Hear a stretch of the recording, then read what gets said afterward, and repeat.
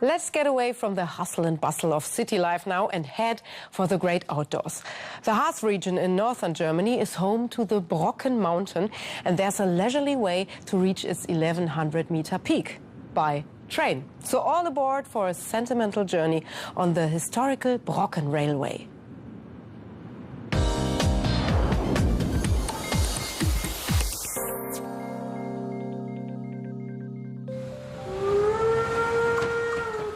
Right on time, the Brocken train rolls into the station at Schirke. It's the last stop before it turns around and heads back up to one of Germany's most popular destinations for day trippers, Brocken Mountain. The 700 horsepower steam engine, with a top speed of 40 kilometers an hour, starts to move.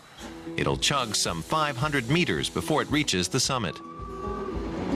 It's like rail travel a century ago, much to the joy of some hikers from nearby Wernigerode, who spontaneously decided on a trip up the Brocken. It's very pretty, and it's my first time riding up the Brocken. We usually hike. The weather's great. I hope we'll also get a good view from the plateau and see a little of the Harz foothills. The Brocken train wheezes its way through the Harz National Park to the summit. After half an hour, it reaches the top. From the station, it's just a short walk to the Brocken House. At the start of the daily tour, a national park ranger welcomes guests with the current weather report. Today it's exactly 3 degrees Celsius on the Brocken, 3 degrees plus, I have to add, and winds are almost 60 kilometers an hour. So the wind chill factor is minus 17 degrees. But don't worry, we'll warm up on the 2-kilometer hike around the plateau. Statistics show that the Brocken is shrouded in fog more than 300 days a year, so we've gotten lucky with today's beautiful weather. When the poet Johann Wolfgang von Goethe visited here for the first time in December 1777, the atmosphere was very different. He came up from a house made of peat. Quite an adventure. Lots of snow, icy spruce trees, very misty, a couple of flagons of wine. Anyway, he was so inspired that he set the Walpurgisnacht scene from Faust here on the Brocken. It's supposed to have been here on this cliff. The mystique of the Brocken is, of course, undisputed. The Brocken summit towers above the treetops of the surrounding forest. But the hiking trail heads slightly downwards. Some spruce trees are able to defy the mountain's extreme climate. In the valley, trees reach up to 40 meters in height, though up here they're only around a tenth of that. This spruce is at least 300 years old. Just look at how small it is here on the Brocken.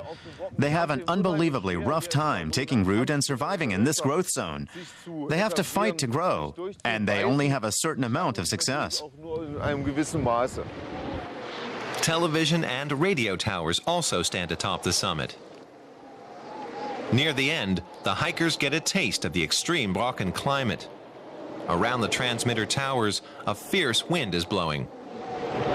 When it gets cold enough to start to freeze, you have to take care. When it's cold, ice can get to be several centimeters thick up there and break off. And it's 120 meters up. If it falls, then it's a pretty powerful event. If it lands on your head, you'll see stars. And then it'll probably go dark for a long time. After an hour or so, it's time to head to the Brocken House to warm up in the Café Hexenflug. A hearty pea soup hits the spot after the hike. Then the return trip with the Brocken train gives visitors a final view of the valley as they head back down the mountain. And that brings us to the end of this edition of Discover Germany, your travel show on DW.